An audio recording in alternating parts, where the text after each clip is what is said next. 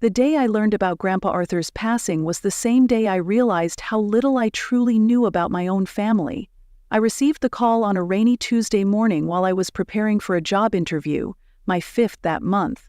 My cousin Melanie's voice held an artificial sadness as she informed me that our grandfather had passed peacefully in his sleep the night before. I sank into my worn kitchen chair, genuine grief washing over me in waves. Grandpa Arthur had been more than just a grandparent to me.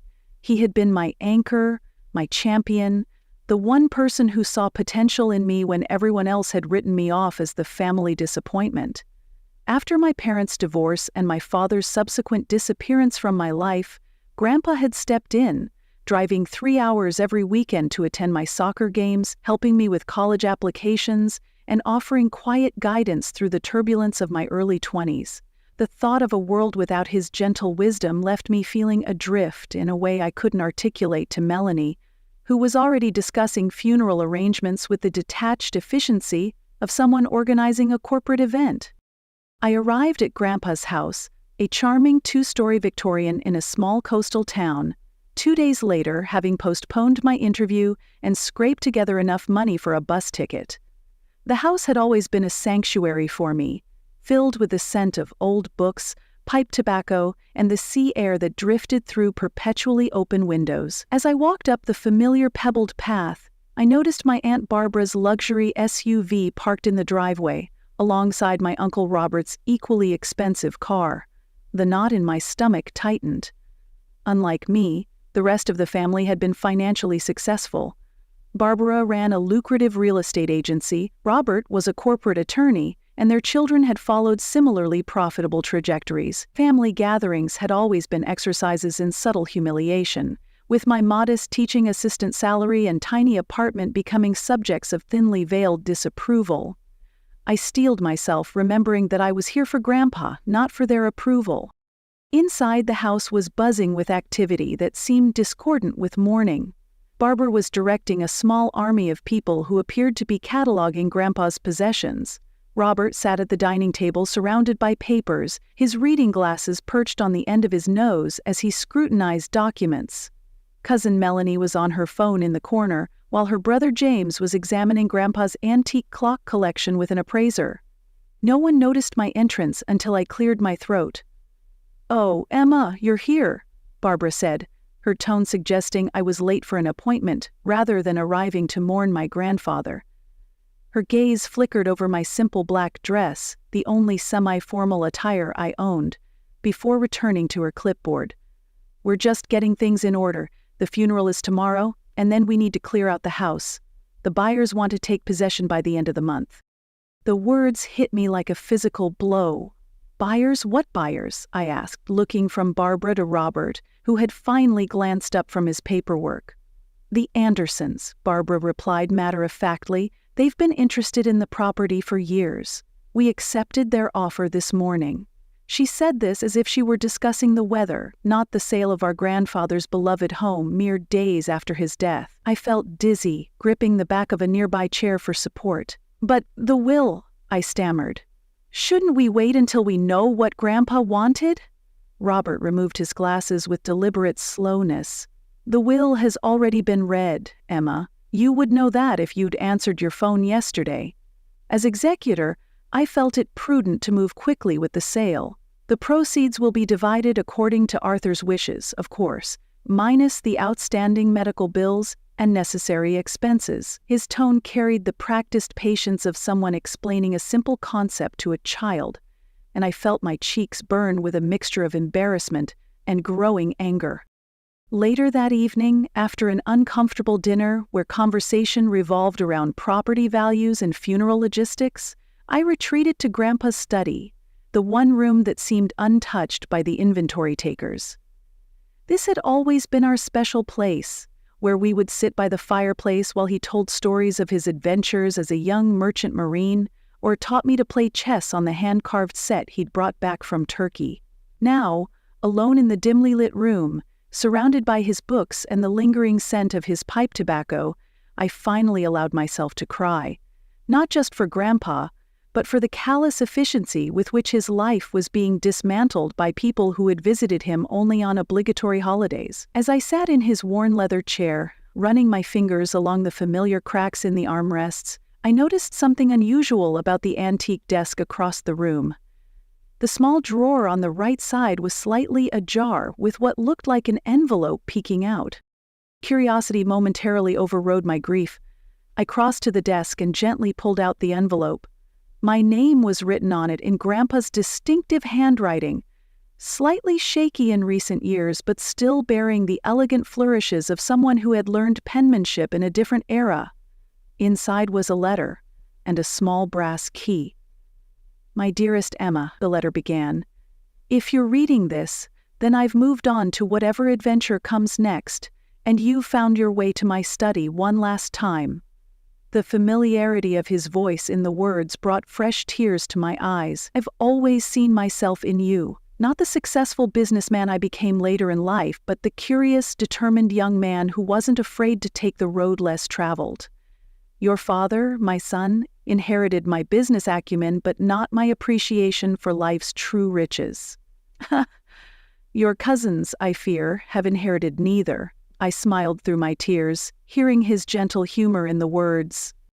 The letter continued. "The family expects my estate to consist of this house and my visible investments. What they don't know is that my greatest treasures are hidden from those who measure wealth only in dollars. The enclosed key opens a safety deposit box at Maritime Bank on Harbor Street, box number 457. What you'll find there is meant for you alone, a different kind of inheritance. Use it wisely, and remember that I believe in you, even when you don't believe in yourself. All my love, Grandpa." I stared at the small brass key in my palm, feeling a mix of confusion and intrigue. Whatever Grandpa had left me, he had deliberately kept it separate from the official will and the knowledge of the rest of the family.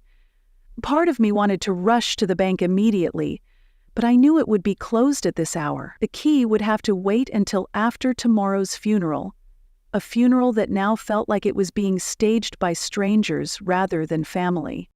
The next day passed in a blur of solemn faces and insincere platitudes. The funeral service was elegant and impersonal, with Robert delivering a eulogy that focused more on Grandpa's business accomplishments than the warm, complex man I had known. I sat in the front row, feeling disconnected from the proceedings, the brass key a constant presence in my pocket, a small, solid reminder of a more genuine connection.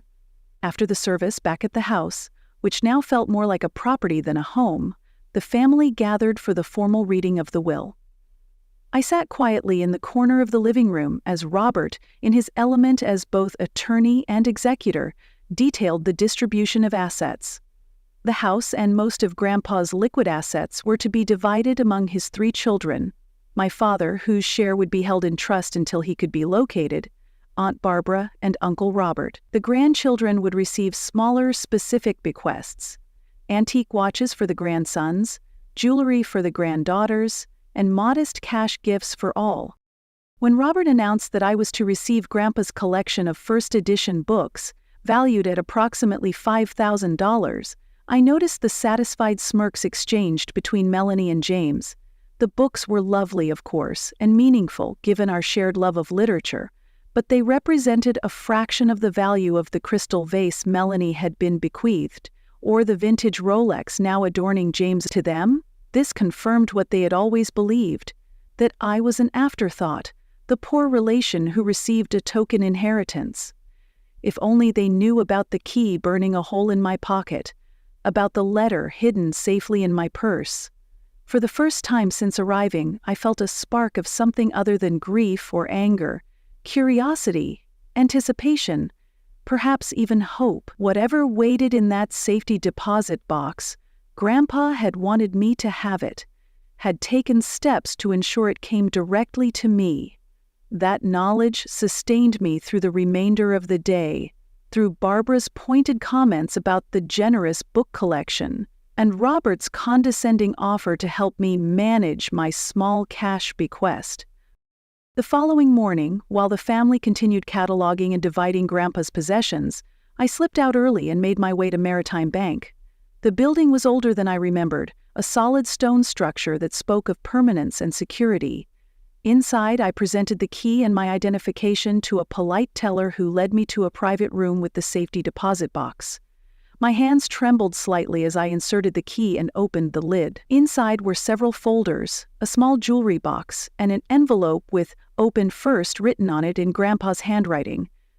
I began with this envelope, unfolding a letter similar to the one I'd found in the desk. "Emma," it read, "now comes the part where I get to surprise you one last time. Despite what the official will states, you are not receiving just a collection of books." The letter explained that over the past 15 years, Grandpa had been quietly building a separate portfolio of investments specifically for me. "While the family saw you as struggling," he wrote, "I saw you finding your way, prioritizing happiness and meaning over money and status. But I also know that financial security provides freedom. Freedom to pursue your passions without fear." The folders contained detailed records of these investments: tech stocks purchased in my name years ago, ownership stakes in several small businesses in his beloved coastal town, and a sizable life insurance policy with me as the sole beneficiary. The jewelry box held my grandmother's engagement ring. Not the larger diamond that had gone to Barbara as the eldest daughter, but a more delicate sapphire ring that had been my grandmother's favorite. "This portfolio, conservatively managed, should yield enough for you to live comfortably and pursue your dreams," the letter concluded. "Perhaps finish that novel you've been working on in secret, or open that bookshop by the sea you've mentioned. My only request is that you don't immediately tell the family. Let them believe what they wish for now. In time, they may learn that true wealth isn't always visible on the surface." I sat in the small bank room for nearly an hour, alternating between tears and astonished laughter as I went through the contents of the box. According to the statements, the total value of these hidden assets approached $2 million, far more than the value of the house the family had been so eager to sell. Grandpa had created this nest egg methodically and secretly, making investments specifically tailored to ensure long-term growth. There were even detailed notes about each investment decision, sometimes accompanied by messages clearly meant for me. "Invested in this educational software company the day after you told me about wanting to improve access to literature for your students," or "added to this position when you graduated with your master's degree. Always believed in your brain." Each note reinforced what I had always known but sometimes doubted during family gatherings: that Grandpa had truly seen me, had believed in my choices, even when they didn't align with the family's definition of success. When I finally returned to the house that afternoon, something had fundamentally shifted within me. I moved through the rooms with a new sense of confidence, observing rather than absorbing the barely disguised condescension. Barbara was supervising the removal of furniture, directing movers with military precision. "Oh, Emma," she said when she noticed me, "we've set aside your books in the garage. You'll need to arrange transportation for them by tomorrow. The house needs to be cleared by the weekend." In the past, her tone would have made me feel small, inadequate. Now I simply nodded. "I've already made arrangements," I said calmly. It wasn't technically a lie. I had called a local storage company from the bank to secure a unit for the books until I decided what to do next. What Barbara didn't need to know was that my plans now extended far beyond transporting a book collection. Over the next week, as the family finalized the sale of the house and prepared to return to their respective lives, I met with the financial advisor Grandpa had recommended in his letter. Jeffrey Parker had been managing these secret investments for years and was prepared to continue working with me. "Arthur was incredibly proud of you," he told me during our first meeting, and talked about your kindness, your persistence, your creativity. This portfolio wasn't just about money for him. It was about giving you the freedom to become who you're meant to be. We developed a plan that would allow me to access some funds immediately while keeping the majority invested for long-term growth. By the time the family gathered one last time for the final paperwork on the house sale, I had already put a deposit on a small cottage near the water. Not Grandpa's house, but a place that captured some of its spirit, with space for those beloved books and room to write. The closing meeting at Robert's law office was the first time I'd seen the entire family since the funeral. They all looked impatient to conclude this final piece of business and return to their regular lives. Robert reviewed the sale documents with professional detachment, explaining how the proceeds would be distributed according to the will. When he asked if there were any questions before the signing, I spoke up for the first time. "I was wondering," I said, keeping my voice casual, "who's handling Grandpa's investment portfolio, the stocks and business interests?" Robert and Barbara exchanged a quick glance. "Everything of value was disclosed in the will, Emma," Robert said dismissively. "The house represented the bulk of the estate. There were some minor investments that were liquidated to cover outstanding medical expenses." I nodded thoughtfully, noting how quick they were to assume Grandpa had left nothing substantial beyond what they knew about. Their perception of him had been as limited as their perception of me. 3 months later, I was settled in my cottage, the first 3 chapters of my novel taking shape on my laptop, as the sound of waves provided a gentle background rhythm. The renovation of a vacant storefront on Harbor Street was nearly complete, soon to be Arthur's Books and Cafe, a long-held dream now becoming reality. I had kept my promise to Grandpa, not revealing the truth to the family directly, but not hiding my changing circumstances either. The purchase of the cottage and the commercial property had raised eyebrows, prompting indirect inquiries about loans and financial responsibility from Barbara and Robert. I had responded with vague references to investments paying off and changed the subject. It was Melanie who finally confronted me directly, appearing at my door unannounced one Sunday afternoon, her expression a mixture of suspicion and curiosity as she took in the comfortable furnishings of my new home. "So this is where you've been hiding," she said, walking past me into the living room without waiting for an invitation. "Quite an upgrade from that apartment you used to have. Everyone's wondering how a teaching assistant suddenly affords oceanfront property." There was an accusatory edge to her voice that might have intimidated me once. Now, I simply offered her tea and invited her to sit on the porch overlooking the water. "I've been meaning to reach out to the family," I said, which was true. I had been considering the right way to approach this moment. "Things have changed for me recently. I've left my teaching position to focus on writing and opening a bookstore." Melanie's eyebrows shot up. "A bookstore? Those hardly make money even for people with business experience. And what's this James heard about you buying commercial property downtown? You need to be careful, Emma. If you've come into some money, you should let Robert help you manage it. Financial decisions aren't your strong suit." I sipped my tea, observing my cousin's familiar blend of concern and condescension. The old Emma might have become defensive or felt diminished. Instead, I found myself feeling a strange compassion for her limited perspective. "Actually," I said gently, "I have excellent financial guidance thanks to Grandpa." Something in my tone must have signaled a shift, because Melanie's expression changed from dismissive to uncertain. "What does that mean?" "Grandpa left you those old books, that's all." I set down my cup and met her gaze directly. "Grandpa believed in preparing for the future," I said. "He also believed in recognizing qualities in people that might not be immediately obvious to others." I wasn't trying to be cryptic, but I also wasn't ready to lay out the full extent of my inheritance. Some part of me, perhaps the part most influenced by Grandpa's gentle wisdom, wanted Melanie to see me differently through her own observation, not just because of money. Word travels quickly in families, especially when money is involved. Within days of Melanie's visit, I received calls from both Robert and Barbara, each attempting in their own way to extract information while maintaining their position of authority.